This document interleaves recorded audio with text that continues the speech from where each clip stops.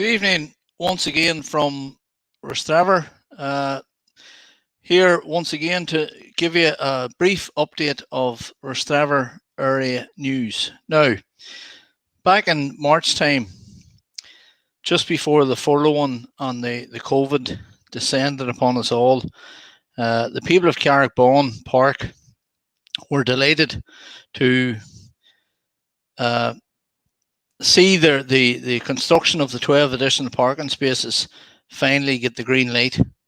And after many years of fighting to get that in place, and believe it or not, the contractors were on site on the Wednesday and the Thursday to prepare the site and to identify areas for their equipment, due to start on the job on the following Monday morning. And incredibly, the whole thing then shut down over the weekend. So the update in relation to the construction of the 12 parking bays in Carrickbone is that the contract remains in place, and the contractor is expected to be on site there well before the autumn time. So I'm sure the people will not be sorry to see that bit of work happening. It's just a pity it didn't happen over the summer months, but this year has threw up a lot of uncertainties for everybody. Moving on then to the club notes for the week, and I have once again secured the services of Ritchie Reynolds, and we're going to allow Ritchie to take it away here on behalf of St Bronaghs G.A.C. Hi folks, just a quick update on St Bronaghs club notes for this week. Firstly, the results from over the weekend. Rostrevor Seniors drew with Marebridge 0-17 to 3-8 on Friday night in Pettit Park. The senior ladies drew with Bosco in Pettit Park on Saturday night 2-10 to 3-7. Then the Premier Reserves had a good win over Loughlin Island on Saturday evening 4-21 to 0-9. And then the ladies under 16 game against Ballymartin was postponed. Fixtures for this week are senior men play Clonduff in the league at 7:30 in Pettit Park on Friday night. Then our senior ladies play away to Annaclone on Saturday evening at 7 o'clock. Our Premier Reserves also play away to Marebridge at 5 o'clock on Saturday. And then on Sunday, our under 14 ladies are at home to Kilcoo at 12:30. Next week, then on Monday night, sees the start of the underage boys competitions, and our under 17s will play at home to neighbours Warrenpoint, and that has a 7:15 p.m. throw-in. We'll keep everyone up to date about the spectator guidelines, and we'd like to thank those who cooperated with us over the last weekend, staying away from Pettit Park as hard as it was. Just to say thanks to Finn Murdoch and to Ritchie Byrne for keeping the club social media up to date over the weekend with no spectators at the matches. Finn actually covered the senior match on Friday night, the Premier Reserves on Saturday afternoon, and the senior ladies on Saturday evening. Ritchie Byrne kept the Facebook up to date on Friday evening for the senior match, so it was important with no spectators to make everyone aware of what was happening. So thanks to the two boys for keeping everyone informed, and hopefully we'll be allowing people through the gates, but we'll still be keeping the social media up to date for every match this season. So anyone who isn't able to get will be able to follow, hopefully score for score. Secondly, on the Senior Ladies Championship draw, our senior ladies have been placed in a group with Dundrum, Annaclone and Carryduff B. So good luck to our senior ladies and new manager Martin Keenan. Obviously they had their first league game on Saturday evening, and they have another one this Saturday with a couple of challenge games in between. So all systems go for the senior ladies gearing towards the championship. Just some information about our younger age groups returning to training. So the primary school age groups have returned. Under 11s returned last week. Under 9s also returned on Saturday past, and our under 7s are going to return this Saturday. So the under 7s will train in Pettit Park at 1 o'clock, and then the under 9s will train in Pettit Park at 3 o'clock. The contact for the under 7s is Connor Daly, and the contact for the under 9s is Paul McGrath or Sean Gannon. We'd just like to thank all of our parents, players, mentors for cooperating with us over the last couple of weeks and last month in terms of abiding by our COVID guidelines, which have been sent to us by the GAA. And also we would like to thank our COVID supervisors who have given up their time to monitor each team and each session in the pitch to make sure that we're compliant with GAA guidelines and hopefully trying to minimise as much risk as we can.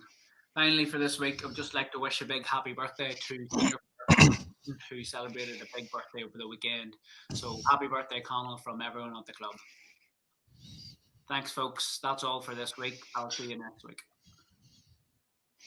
And my thanks to you, Ritchie. And I mean, within the space of a matter of weeks, the administration end of putting the club show on the road has gone from 0 to 100 mile an hour. So undoubtedly, all clubs are in a similar vein. So thanks to that, Ritchie, and it'll be good to hear from you again next week.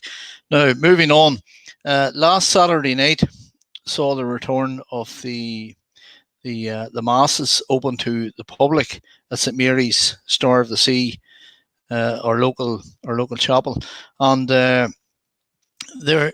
I actually had helped out as an usher. I had been requested to help out, and the numbers were low. There was only mid-20s had attended. Now the numbers are capped currently with the guidelines, the COVID guidelines, at 50 people. But Father Kearns has asked me to point out that sometimes there, when you have an anniversary mass for maybe a number of families, you can very, very quickly reach that number. So just he has asked me to just reinforce the point that if there is multiple masses of a weekend, maybe people would consider instead of going beyond the number of 50, which is regulation at the minute, that people maybe would tune in on churchservices.tv/Rostrevor. Those masses, of course, will continue this Saturday night, Sunday, and indeed the weekday masses have now returned and are open to everyone. And just on a related matter, the church bulletin is available in Clark's Vivo and Murphy's, in Williamson's, and in John Tinley's. So thanks to Father Kearns for that information. Now, moving on, one of the issues that I have been working on for a while has been the desire to see a new public realm scheme rolled out in the village by the Department for Communities. Now, we're now at a situation where very much are at the beginning of the process. We're ultimately within the next 4 or 5 years, and it may well take that length of time, we will see a scheme at the end of that period. And we're at the beginning of the process now where the Department for Communities want the council and Newry and Mourne Enterprise Agency to undertake and begin consultancy on what the needs would be and what the requirements would be. And to feed into that process, an online meeting has been arranged for next Tuesday with the various community groups in the village to have preliminary discussions and to try and get a feel as to what it is that people would like to see coming out of any public realm scheme that may happen down the road. Now, very, very important point, there is no money in place for these schemes as yet. However, the feeling would be that the money eventually will come, and it would be good to get our ducks in a row in preparation for that, because Rostrevor is the only area in the Crotleaf GAA that has been put forward for this next phase of a scheme. So, moving on now, this week, the third week in July, for the past 33 years, has been Fiddler's Green Festival Week, and it's a very, very strange week in that for a lot of people, they don't actually have a memory of the third week of July that didn't include the Fiddler's Green Festival. And it's a strange one where the village is bereft this week of apart from good weather, but there's no bunting and there's no colour and there's no crowds about and there's no stage in the square. All the things that help make the Fiddler's Green the famous festival that has become over the decades. So earlier on today, I went down just to have a quick chat with one of the stalwarts of that festival over those 3+ decades, Matthew McGrath. And I just realised after I came home and I played back the short video that I mentioned something about a literary festival. I was of course referring to the literary pub crawl. So I better get that out there now before people start to contact me. But maybe Cahill's going to give us a wee video here, and then we'll hopefully get a song out of him. On a Wednesday in the third week in July, this gentleman beside me, Matthew McGrath, is getting ready to attend the Literary Festival. Unfortunately, it, as well as all the other events, will not be happening this year locally in Rostrevor, because for the first time in 34 years, the Fiddler's Green Festival has been cancelled. Matthew, how are you? I'm good, thanks, Jarlath. Yep. Strange times for us all. It really only comes home to roost maybe on weeks like this that are very big and important week for the village in general. You've been involved, Matthew, pretty much every year since its inception in the mid-80s. It must be a strange feeling this year having no festival. It is. It's we all find it. All the local musicians find it very, very strange, because normally this time of year, we would be welcoming all our visitors who come from all parts of Europe, come here for the week, and we miss all them. And it's a strange time we're going through, and hopefully we'll get through it and look forward to next year. But yes, as you said there, Jarlath, we were getting ready for the literary pub crawl. Would have been starting today as part of the festival. I think we had over 150, 200 people on it last year, which is great. And myself and the other musicians would have been getting ready for our sessions, which run all week, as you know. So yes, strange times.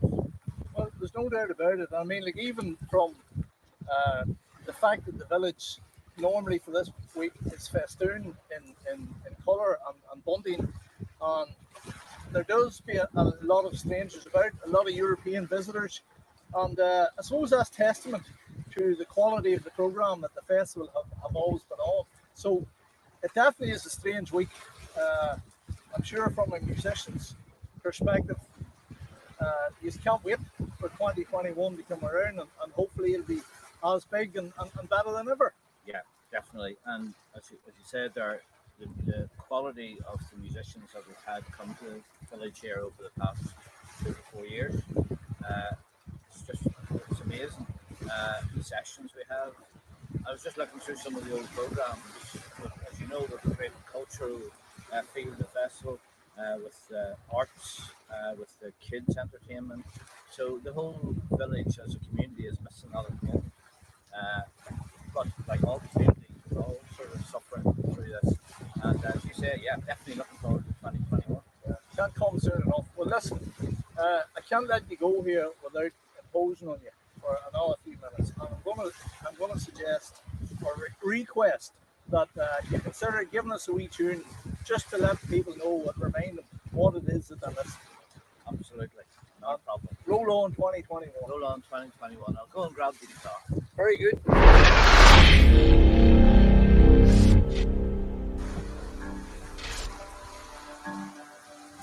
There's an old winding road, and it runs through the morn. Gently it sweeps down, yet swiftly it turns, till it comes to a place that I've left forever. It's my own native birthplace, the town of Rostrevor. Now memories are great and memories are grand. Oft times it takes me to my home in Ireland, where I laughed and I played, and I danced in the glen. The girls and the boys that I'll never see again. Will I see them again? Oh no, I will never. Friends of my youth and the town of Rostrevor. Now the boats they are sailing by night and by day, but there's none to transport me to my home far away. For I'm old and I'm weary, I've nothing worthwhile, and I know that I'm doomed for to die in exile.